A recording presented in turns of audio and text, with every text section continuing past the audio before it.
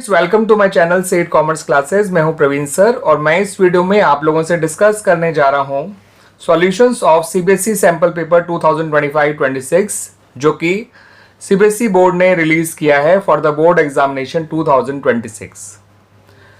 तो इसका पहला क्वेश्चन जो है वो कुछ इस तरह से है। A partner's capital account was credited with ₹80,000 during the year. Which of the following can be the possibility for such a credit in his capital account? यानी पार्टनर्स कैपिटल अकाउंट ₹80,000 से क्रेडिट हुआ है ड्यूरिंग द ईयर। ठीक है students, ये during the year ध्यान रखिएगा। फिर कहा गया है कि बताइए कि इनमें से कौन सी पॉसिबिलिटी हो सकती है उस क्रेडिट होने के लिए। तो उन्होंने कहा है कि क्या वो ओपनिंग बैलेंस है, दूसरे में कहा है क्या वो ड्रॉइंग्स ड्यूरिंग द ईयर है, क्या वो लॉस ड्यूरिंग द ईयर है, और आखिरी ऑप्शन में कहा गया है कि वो क्या वो capital introduce during the year है। तो स्टूडेंट्स, ओपनिंग बैलेंस तो साल की शुरुआत का होता है और ओपनिंग बैलेंस क्रेडिट भी हो सकता है और डेबिट भी हो सकता है अगर कैपिटल अकाउंट फ्लक्चुएटिंग है तो। ठीक है, तो ओपनिंग बैलेंस तो नहीं होगा इसका answer. Drawings during the year और लॉस ड्यूरिंग द ईयर यानी जो ऑप्शन नंबर सेकंड और थर्ड है बी और सी, इनकी वजह से कैपिटल डेबिट हुआ करती है बिकॉज ये दोनों ही कैपिटल को रिड्यूस कर रहे हो। और हमें जो कहा गया है कि कैपिटल क्रेडिट हुई है, तो इसका मतलब जो ऑप्शन नंबर डी है that is the right answer. Because जब कैपिटल इंट्रोड्यूस की जाती है बाय द पार्टनर तो as a result of that उसकी कैपिटल इंक्रीज हो जाती है, और जब कैपिटल इंक्रीज होती है तो उसे कैपिटल को क्रेडिट ही किया जाता है। तो right answer is the right option is option number D. Clear students? अब क्वेश्चन नंबर 1 के ऑल्टरनेटिव क्वेश्चन को देख लीजिए स्टूडेंट्स। इसमें कहा गया है कि आपको एक असर्शन दिया हुआ है जिसमें कहा गया है कि fluctuating capital accounts can show debit balance, और रीजन दिया गया है losses and drawings can be more than capital balance. तो असर्शन में कहा गया है कि फ्लक्चुएटिंग कैपिटल अकाउंट जो है वो डेबिट बैलेंस शो कर सकता है, और रीजन में कहा गया है कि जो लॉसेस और ड्रॉइंग्स हैं वो कैपिटल बैलेंस से ज्यादा हो सकते हैं। ठीक है, तो असर्शन बिल्कुल सही है स्टूडेंट्स। कैपिटल अकाउंट अगर फ्लक्चुएटिंग है तो वो क्रेडिट या डेबिट बैलेंस कुछ भी शो कर सकता है। ठीक है, वो डेबिट बैलेंस भी शो कर सकता है। और जो रीजन दिया गया है वो भी बिल्कुल सही है स्टूडेंट्स कि लॉसेस और ड्राइंग्स जो हैं अगर कैपिटल बैलेंसेस से ज्यादा हैं तो कैपिटल का बैलेंस फाइनली डेबिट निकल के आ सकता है। ठीक है स्टूडेंट्स, तो इन गिवन 4 ऑप्शंस में से आप देखिए जो पहले ऑप्शन में कहा गया ऑप्शन में कि both assertion and reason are correct and reason is the correct explanation of assertion, तो ये ऑप्शन बिल्कुल सही है। बाकी ऑप्शन आप देख सकते हैं, इनमें कहा गया है कि सही तो है मगर करेक्ट एक्सप्लेनेशन नहीं है। ऑप्शन सी में कहा है कि असर्शन करेक्ट है मगर रीजन इनकरेक्ट है, और डी में कहा है दोनों इनकरेक्ट है। तो ये तीनों छोड़िए, ये असर्शन भी सही है और रीजन भी सही है, और रीजन जो है वो करेक्ट एक्सप्लेनेशन भी है of the assertion. Clear students? आगे सन में अब क्वेश्चन नंबर 2 के बारे में।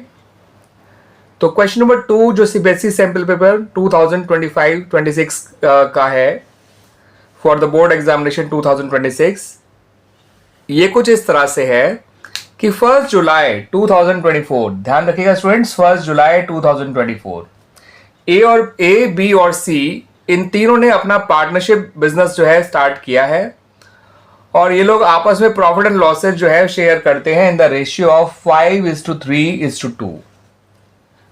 सी को गारंटी दी गई है कि उसका जो शेयर ऑफ प्रॉफिट है वो ₹60,000 पर एनम से कम नहीं होगा। उसका जो प्रॉफिट है वो ₹60,000 पर एनम से कम नहीं होगा। अगर कोई डेफिशिएंसी आती है इन सी शेयर ऑफ प्रॉफिट तो उसको ए और बी इक्वली बेयर करेंगे। ठीक है, फिर ये कहा गया कि फॉर द ईयर एंडेड 31 मार्च 2025 जो फर्म है उसको लॉस हुआ है ₹1,25,000 का। अब आपसे क्वेश्चन में ये पूछा गया है कि ए और बी कितनी डेफिशिएंसी बेयर करेंगे। आपको यहाँ पे 4 ऑप्शंस दे रखे हैं। ऑप्शन ए में कहा है दोनों 30,000 बेयर करेंगे। ऑप्शन बी में कहा है कि ए इतना करेगा और बी इतना करेगा। ऑप्शन सी में कहा है कि दोनों 42,500 बेयर करेंगे, और ऑप्शन डी में कहा है कि दोनों 35,000 बेयर करेंगे। तो दोनों कितना कितना डेफिशिएंसी बेयर करेंगे, आइए समझ लीजिए स्टूडेंट्स पहले तो ये बात समझिए कि जो इनका बिजनेस है वो केवल 9 मंथ चला है, 1 जुलाई से लेके 31 मार्च तक। तो सी का जो गारंटेड प्रॉफिट है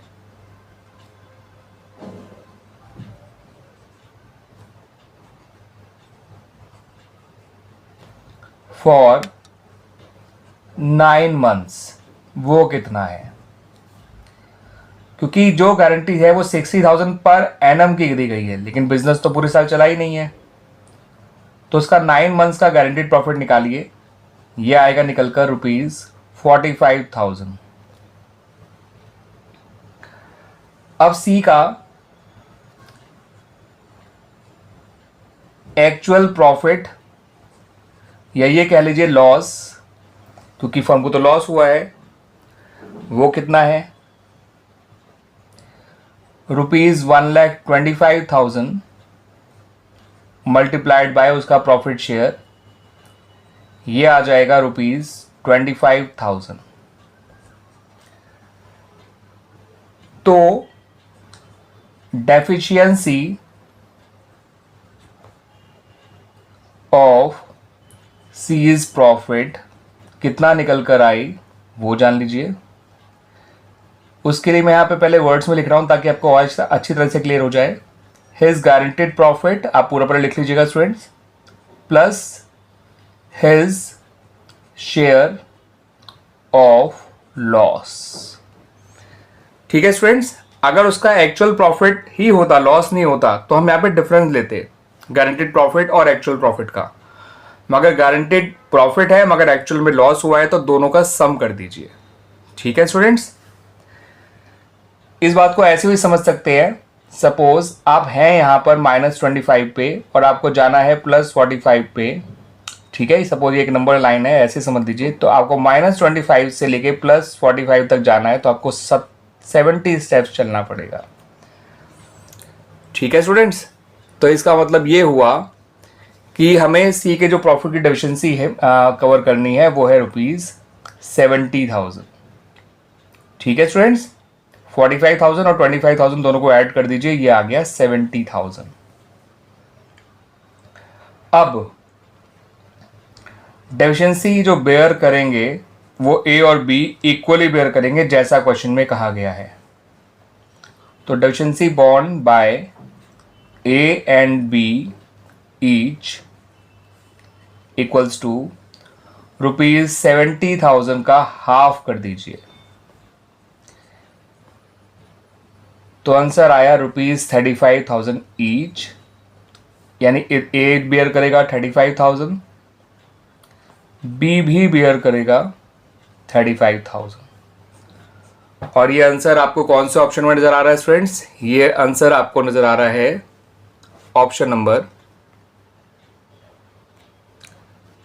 नंबर डी में। ठीक है स्टूडेंट्स, तो option number D is the right answer.